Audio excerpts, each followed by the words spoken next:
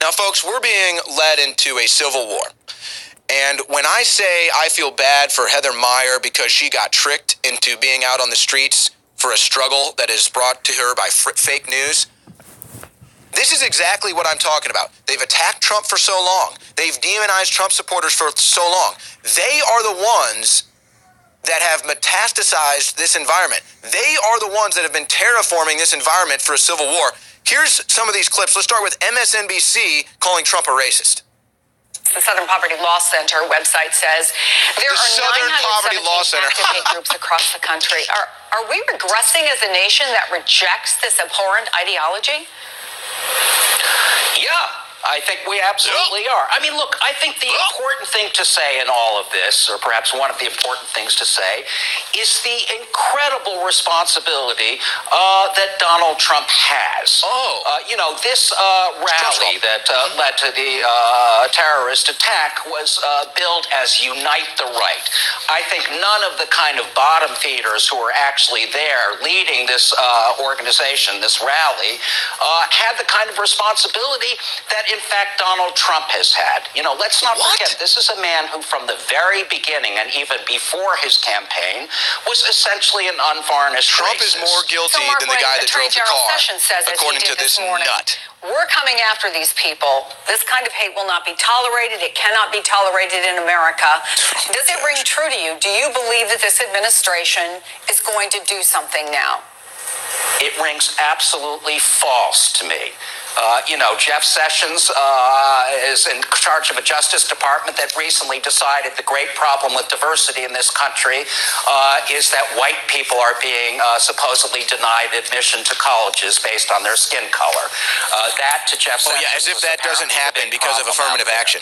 So, I think the reality is, let's also remember that's the reality. As the head of his commission looking at supposed voter fraud, Chris Kobach, the chief vote suppressor of Kansas, Secretary of State of Kansas.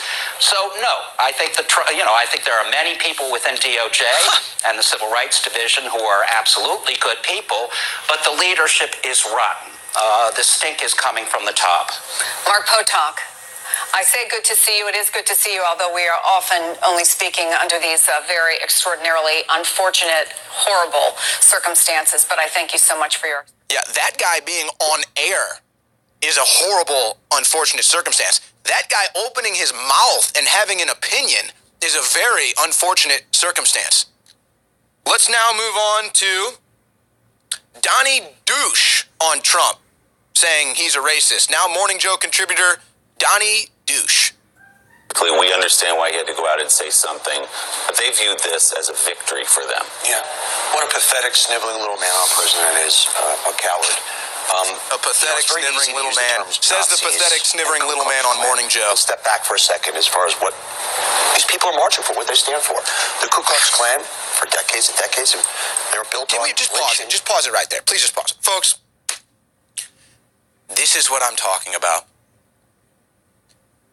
These are the media pundits. These are the broadcasts. This is the message that is sending Antifa out on the streets. This is the message. These are the reports. This is the fake news. These are the people. All of these people that I'm playing right now from television news, telling you all of these lies about President Trump, they are the ones that told Heather Heyer to go in the streets and protest racism. They are the ones that told Heather Heyer to go on the streets and protest Trump. They are the ones still saying that they will continue the struggle that Heather Heyer died for. Folks, Heather Heyer died for a fake struggle. You know the saying, the struggle is real? The struggle is fake.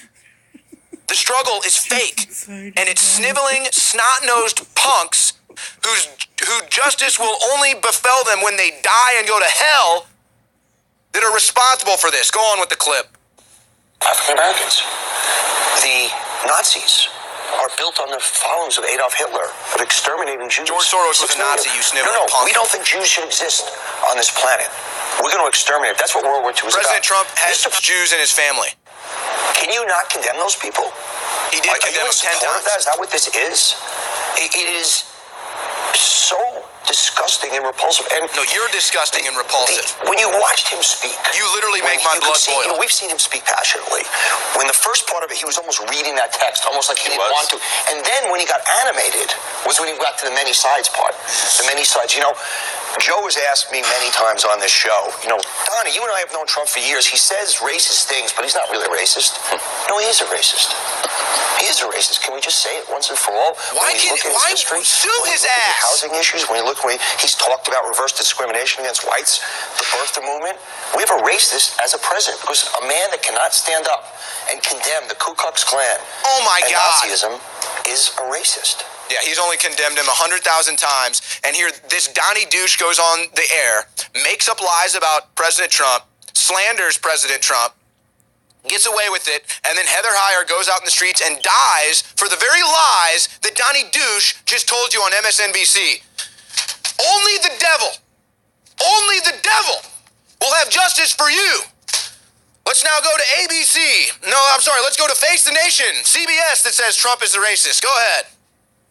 Jamel, the president says he wants to find out what happened in Charlottesville and seek for the roots of this. What's your reaction to that? I think reaction echoes everyone on this panel, that if you're looking for the roots of why white supremacists, we weren't this upset when the Black Lives Matter protest killed multiple police officers. You don't have to look. We weren't this upset when Steve Scalise got shot. We weren't this serious when Clayton Carter killed his GOP committeeman neighbor, a Trump hater. But we're very upset now. Yeah, it's very serious. David Duke that he refused to condemn. Yeah, he hasn't condemned any of these people. He's literally, oh my God. Catered to just shut my mic off. To the White House. You look at the president's behavior, and at a certain point, you're going to have to say that maybe the reason he doesn't condemn these people is because in one way or another, he may see them as allies, see them as part of his activist base. And that, I don't know how one deals with that, but if you're trying to examine the roots of this, then I think you have to look there. These people are lower than scum. I had to have the crew turn my mic off because I can't even handle this. Let's now go to ABC, The Week, saying Trump is racist. And even more so, I think when you think about this, who shares responsibility in this? Who shares responsibility? It's not only the man, it's not only the movement, but anybody that points their fingers at Mexicans and Muslims shares responsibility as well. The president has to share responsibility. The fact is that through that campaign, he blew all kinds of whistles that those of us who grew up in the Jim Crow South, like I did, recognized immediately. It was just calling out to these white supremacists who then felt empowered by it. And the president now not calling them out. He should listen to Nikki Haley, his now UN ambassador. She's the person who started bringing down Confederate monuments. And she did it so graciously in exactly the right tone after the killings at Mother Emanuel Church. To the point of those emboldened by the president's words, David Duke, on Friday night, Alex Castellanos, here's what he said: we're determined to take our country back. We're going to fulfill the promises of Donald Trump. That's what we believed in. That's why we voted for Donald Trump. The president can't seem to find the words to denounce that. But this is also a really watershed moment for the Justice Department, because it's not just that they're categorizing these hate crimes. Jeff Sessions has gone backwards on a lot of these things having to do with race, taking a look at the Obama federal investigations of how police treat people of color. He's saying, let's not do that anymore. He's saying, let's keep voting rights suppressed. He's doing a lot of things that send signals to these white supremacists. All right, now Meet the Press claims Trump is racist. Roll that one. So all these people saying Trump's racist. Condemn what happened and the people who carried out the act Totally allegedly in Charlottesville on many sides, and he had many times, many tweets where he could have corrected that, where he could have gone further and didn't. No, I mean, look, you can't say it's anything other than deliberate. He has a reputation for not being afraid to call individuals out, whether they're members of the media, politicians that make him upset, fellow world leaders. The enemy of justice is lies and slander.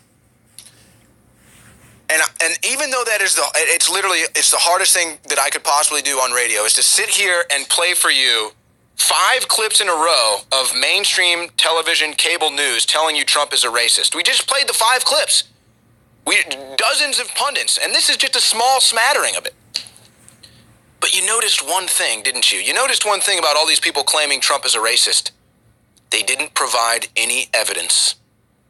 They didn't provide any clips. They didn't provide any sound. They didn't provide any facts. They didn't provide any evidence. Just conjecture. Just accusations. Yeah, it's really hard to come on air and know that there is an attempt to bring down America, to start a civil war, know who the liars in the media are, call them out, and then still you have people like Heather Heyer who go out on the streets and have now died for the very lies that are spewed out every day by mainstream news. And they say that we will continue to struggle for the struggle that Heather died for. Lies. Literally liars on television who provide zero evidence of their claims. I am sitting here telling you that I believe it's mainstream television news forcing Heather Heyer into the street, then she dies, and then I play the clips proving it. They tell you Trump's racist all day long, play zero clips. They tell you Trump has never condemned any of this violence, even though he's done it over and over and over and over and over.